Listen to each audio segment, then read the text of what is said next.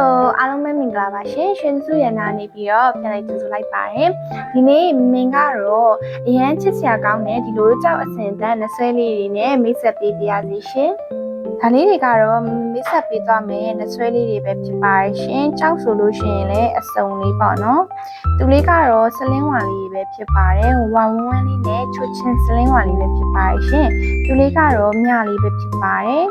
တဘာဝမြလေးပါနော်ဒါလေးကတော့ Bluetooth ပတ်လေးပဲဖြစ်ပါတယ်ရှင်။ဒါလေးကတော့ Bluetooth ပတ်လေးတောင်ကြောက်ကလေးကိုဒီလိုမျိုးပေါ့နော်စိန်ရဲ့ဒီလိုတစ်ရွက်ပုံလေးခတ်ထားပေးရလေးပဲဖြစ်ပါတယ်။သူလေးကလည်း Bluetooth ပတ်လေးတောင်နှဆွဲလေးပဲဖြစ်ပါတယ်။သူလေးကကြတော့အောက်မှာဒီလိုမျိုးကြောက်အိုးလေးကိုပေါ့နော်ကနုတ်ပုံလေးနဲ့ဒီလိုမျိုးရွှေထူထူလေးနဲ့ခတ်ထားပေးရဖြစ်ပါတယ်ရှင်။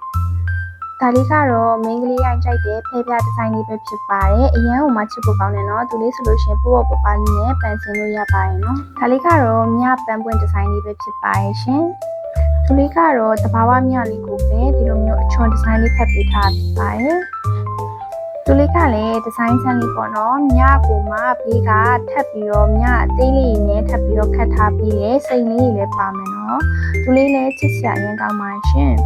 ဒါလေးကလည်းဖဲပြဒီဇိုင်းလေးကြိုက်တဲ့ကောင်မလေးအတွက်ပါဒါလေးကတော့စလင်းဝါဖဲပြလေးပဲဖြစ်ပါတယ်ရှင်သူလေးကလည်းစလင်းဝါလေးတော့ကြောက်အစင်အတန့်ပေါ့နော်အရန်လာတဲ့အရေးအရန်လာတာလေးကိုမှစိန်ဖြူတန့်လေးနဲ့ပေါင်းဆက်ပြီးတော့ခပ်ပေးထားတာဖြစ်ပါတယ်ရှင်ဒါလေးလည်းရှိပါအောင်မရှင်စလင်းဝါစိန်ပတ်ဒီဇိုင်းလေးပါနော်မင်ကိုပြပေးသွားတဲ့နှဆွဲလေးအားလုံးကမိုးရသည့်အထူး promotion နဲ့ရမယ် item လေးဖြစ်တာမို့လို့ကိုမတို့ကတိုင်းတဲ့တက်တာလေးကိုအမြဲဆုံးလေးလက်ဦးဖို့တိုက်တွန်းပြစေရှင်